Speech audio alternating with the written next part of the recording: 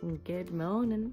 I literally just woke up, hence this. Past Sam thought it was a really good idea to start filming as soon as I woke up. I wanted to make a video on productivity today and how you can kickstart your day and be as productive as possible. I don't even know if I'm speaking words right now, to be honest with you. I wanted to film a video about how to be as productive as possible, and I thought the best way to do that was to film as soon as I woke up. Well, let me tell you right now, the present Sam is regretting this decision, okay? Basically, I'm just gonna walk you through my day and the things that I do to help me stay as productive as possible and not stay in bed all day, even though I really want to. Okay, let's go.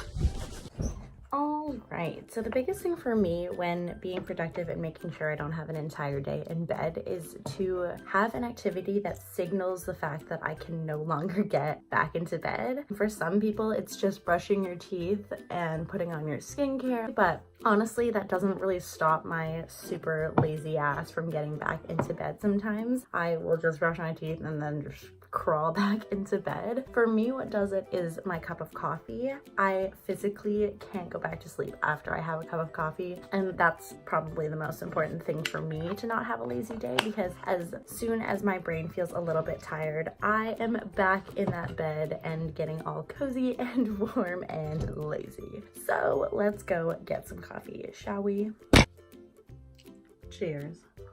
Basically, you want to find something in your routine, whether it be putting on clothes or putting on your makeup or just brushing your teeth or drinking a cup of coffee, that signals to yourself, to your brain, to your body that you are no longer in a resting period, you're ready to start your day, and you're not going to get your ass back in bed. The next thing I like to do after my cup of coffee is to do my least favorite chore first. It doesn't have to actually be a chore, but I do my least favorite activity first, and that is exercising. I like to get my exercise out of the way first thing in the morning because A, it makes me feel better for the rest of the day. B, there's no way in hell I'm gonna go later in the day. I'll tell you right now that the only people that work out late in the day are people who actually like to work out and people who are extremely disciplined, and let me tell you, I am neither. So as long as the first thing that I'm doing is going out and exercising, there's a far greater chance that I'll actually go and do it and kickstart my day for productivity. Another tip, if you are a lazy ass like me and you dread going to work out even though you know it's good for you and you know you're gonna feel better after, a tip I like to do is to set out all my workout clothes before I go to bed so that they're already there. I'm looking at them, they're staring at me, they're like, put me on and get your ass to class. So I will do that, and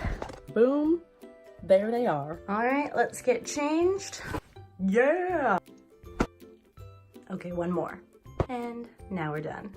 That was actually pretty fun to film. We'll see if it actually works out when I edit it. Another really good thing about leaving your house and working out in the morning is I find that I'm way more productive as long as I leave the house at least once. Sometimes a lot of the chores and a lot of the things that you have to do can happen in your own home, and if you never leave and never get that breath of fresh air and you never feel the wind on your face and everything, I find it so hard to get out of the mindset of I want to be in bed, I'm feeling groggy, tired, etc. So I really think it helps to leave your house at least once a day, and ideally at the beginning of the day, so that you can really get into the groove of my day has started, I'm being productive starting now. So let's go ahead and go to our workout class. We're late. In and out, baby. Also, yes, this is how I go out in public. Don't look at me. You know, I really thought this angle could work, but it ain't. Okay. Oh God. I finished my workout. I did a spin class and had some core stuff in it, whatever. I don't know. I blacked out the whole time. Was it fun? Yes. Am I drowning in my own sweat? Also, yes. I'm gonna head home now. It's around 11:30. Whether or not I pass out in my car before I get home, stay tuned to find out.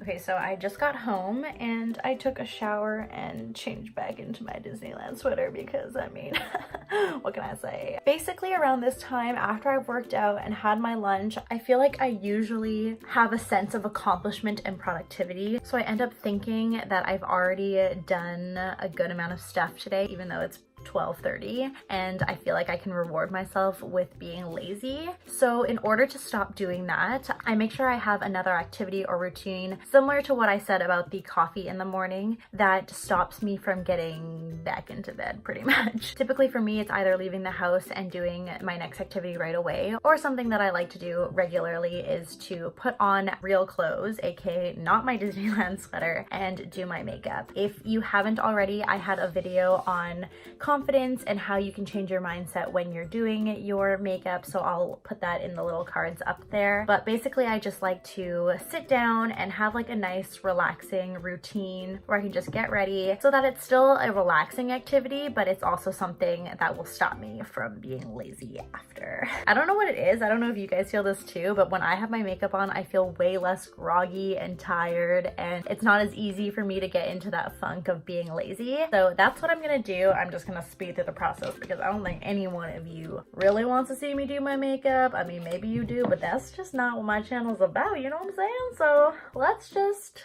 get started.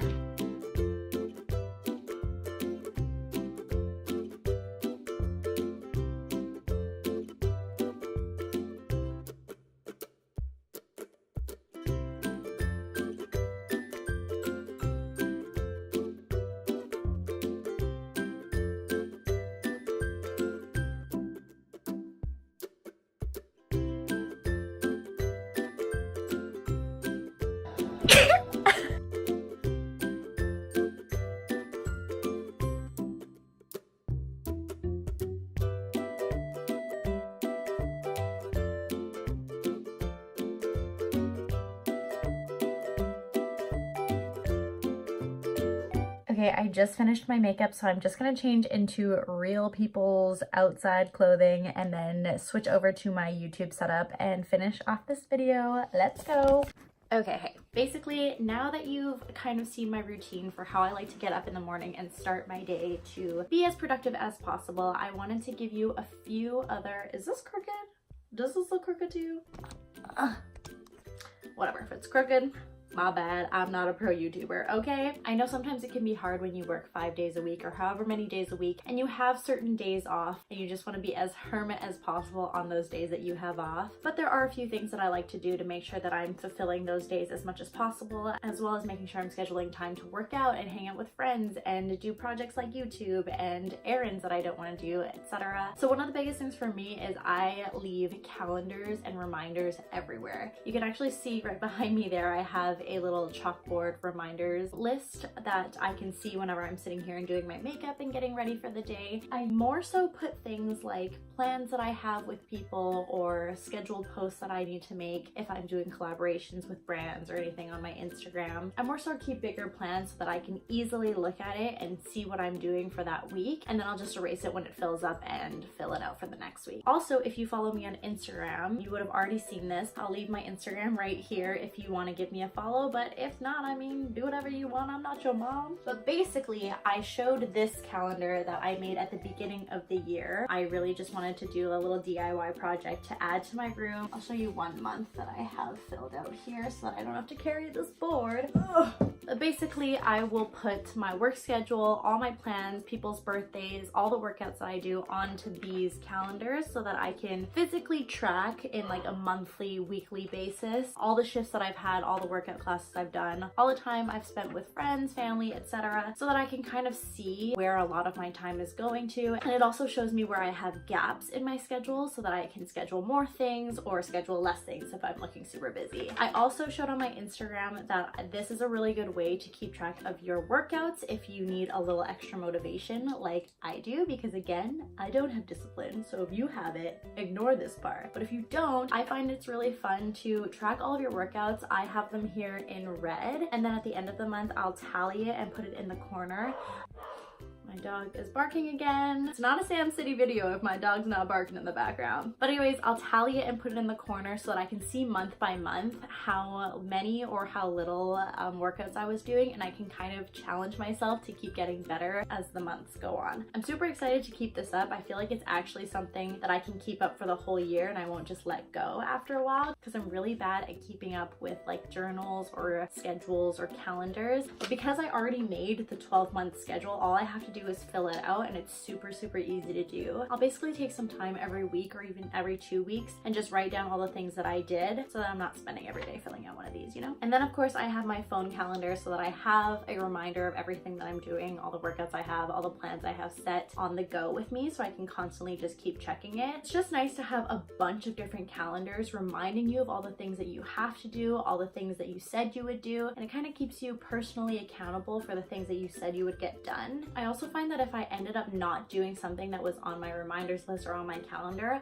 I will physically cross it out or move it to a new day and white it out so that I'm not just ignoring my calendar and making it seem like I did all these things when I didn't. And it's just another action that you can do to remind yourself that you didn't achieve that task or that goal and that you still need to get to it later. Another thing that really works well for me, especially if you only have a couple days off a week, is to make sure you're setting different tasks for each day. You don't want every day off that you have to be an exact replica of the other, because assuming that you have chores that you don't necessarily want to do, you're just going to dread the days that you have off, and it's going to make you really unmotivated to do those things. So for me, if I'm setting aside productive days, I'll set aside certain amounts of activities on one day and another bucket of activities on another. Just making sure that you have a diverse set of chores and errands that you have to do for different days so that you're kind of changing up your schedule and not falling into a rut of being unmotivated by this really set routine. And then my last tip for being as productive as possible is allowing yourself to have lazy days. As great as it might seem to fulfill every single day with productivity, it's just not realistic, and you'll just end up burning out and having like 3 consecutive lazy days when you finally hit a wall.